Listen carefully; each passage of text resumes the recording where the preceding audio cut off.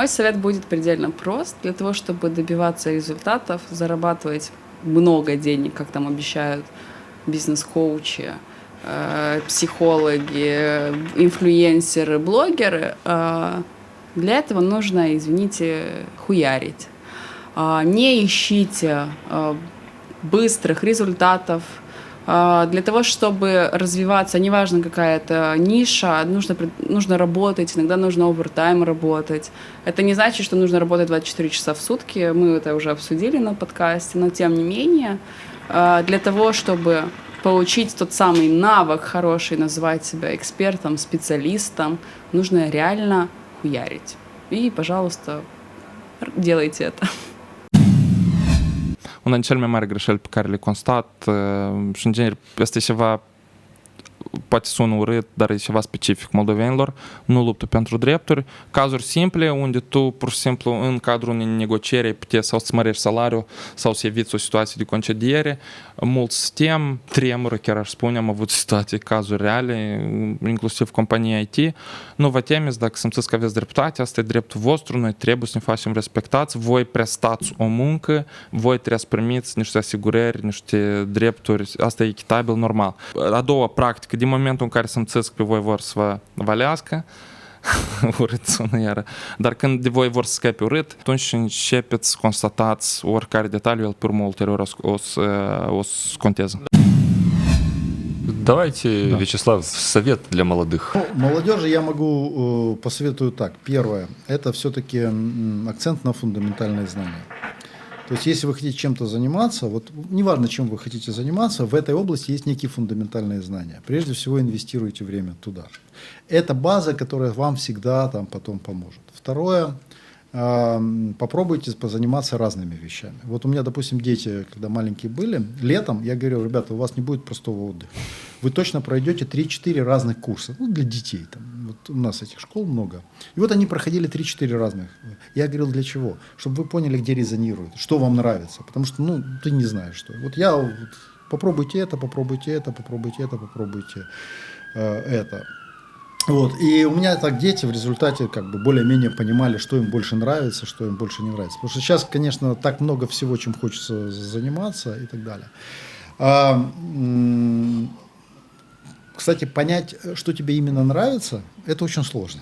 Вот хочется и то, и другое. Я только, как я сказал, я где-то вот в 45 лет для себя смог ответить на вопрос, а что мне реально в этой жизни вот, больше всего нравится. Плюс заключается в том, что бы вам не нравилось, на этом можно зарабатывать. Вот сейчас время такое, технологии такие и так далее, что если вы что-то, вам очень нравится, и вы это вот профессионально делаете, вы точно на этом заработаете, и поэтому нет там, условно говоря, престижного или не престижного. Вот у меня родственник, он занимается изготовлением флейт, разных тех самых. Он их продает по всему миру. Вот он просто сидит там, но вот он и делает, и все, ему это нравится, и он уже на этом зарабатывает. Притом выяснилось, что в Молдове он единственный, кто вот любого типа, там, от индийских флейт до любых там делает, притом из любого материала и так далее, казалось бы. Но, тем не менее, на eBay тоже продает и так далее. Вот, поэтому занимаемся чем нравится, учим фундаментальные дисциплины и пробуем разное.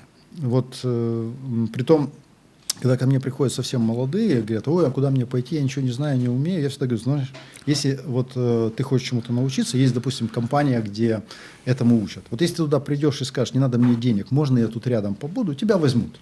Вот точно возьмут. Măi, cred că sfatul, adică bine, știi cum, sunt puține sfaturi bune care n-au devenit clișeuri deja, așa că, să zic să get out of your space of comfort sau area of comfort, e deja clișee într-un fel, dar e adevărat, adică cred că un sfat care ar putea să-l dau, ține poate de modul în care am învățat eu lecția asta. Când eram mic, când eram mai mic, când eram, liceu sau în facultate, maică-mea mereu, îmi zicea, uite, hai că să-ți găsești un job, am vorbit, am eu una mică, te găsești așa. Și eu nu vreau niciodată nu vreau network-ul să mi se ia murdar, adică să mă duc, să vorbească maică-mea pentru mine, sau să mă întâlnesc cu cineva, să fac. Eu vreau network-ul meu să fie de prietenie, să bem și să nu se fie altceva behind.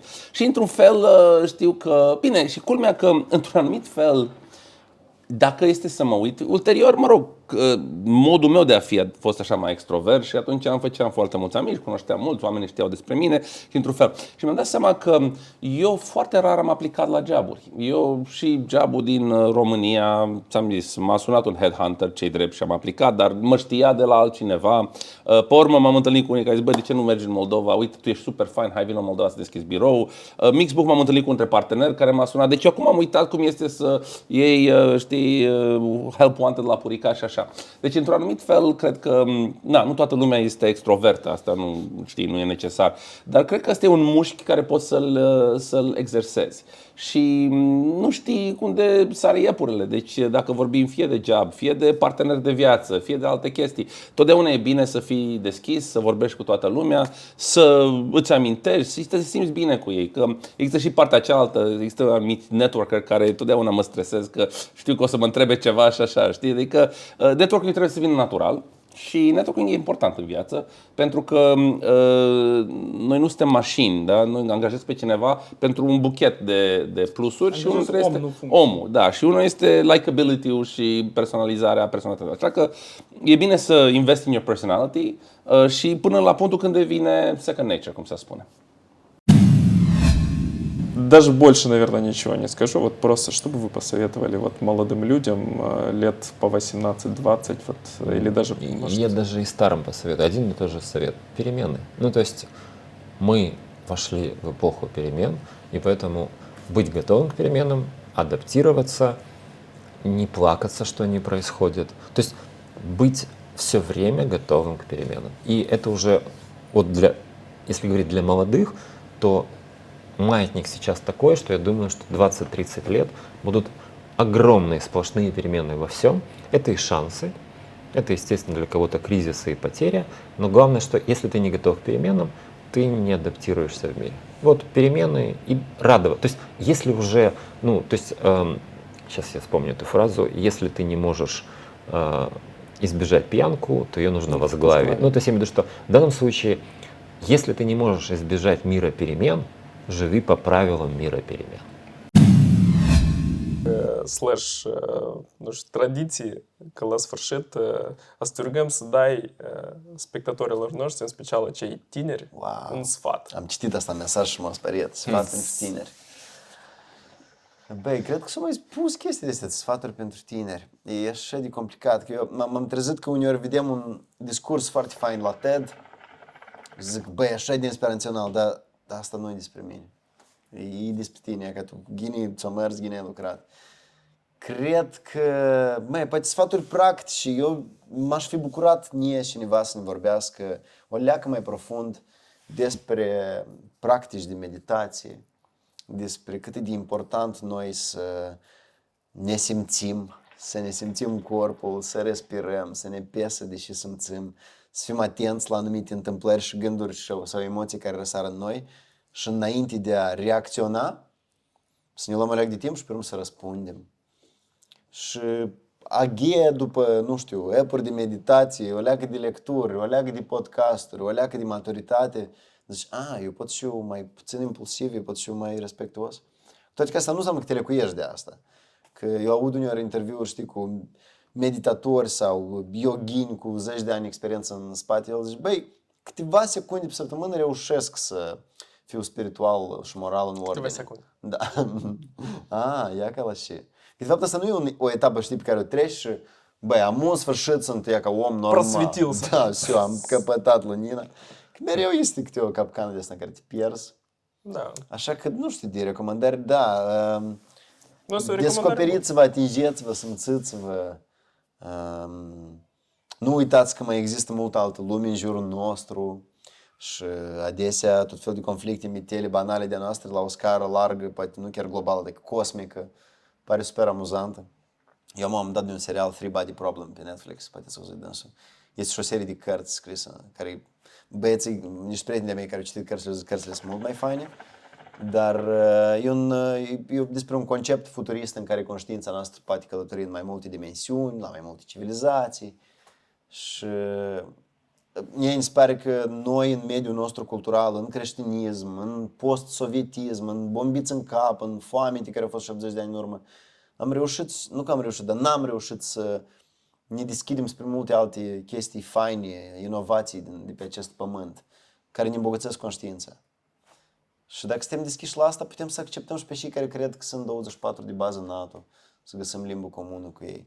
Și mă leacă mai optimiști. Tot într-o oală, într-o oală. La mine rezonează foarte mult chestia cu meditația, fiindcă pe mine m-am învățat să meditez, surprinzător, maxi-taxi. Maxi-taxi? Da, adică marșrucile, hai să le spunem pe nume, fiindcă Aplicația de meditație, maxi-taxi. Da. Treci mai în fund. Treci, da, vă rog, mai în spate. Fiindcă eu tot învățam în centru și eu învățat la Cervantes și da, trăiam la Ciocana. Și eu aveam în fiecare zi 2 tripuri minim cu maxi-taxi sau cu trolebuzul și eu în mod normal mă duceam singur, adică nu aveam colegi care să locuiască lângă mine. Și asta, adică fiecare zi, câte jumătate de oră încolo, jumătate de oră înapoi, minim. Și tu stai singur, you're on your own.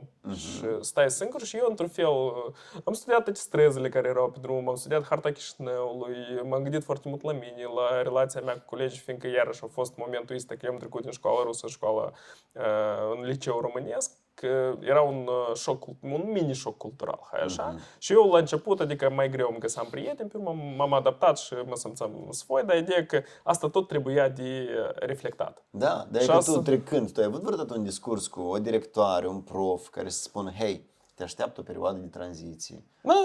Vezi? Minus, Dar nu, cât de utilă poate fi mama. Mama ce apreciez foarte familia, mult. da, familia eu ancoră emoțional. Dar imaginează că vine din școală. Eu am afigit că la început de an școlar sau la schimbul de la grădiniță la școală, nou în Quebec, părinților ni s-a spus, băi, urmează o perioadă în care sunt și mai zbuciumat pentru copii. La schimbul de la școala primară la secundară, la fel.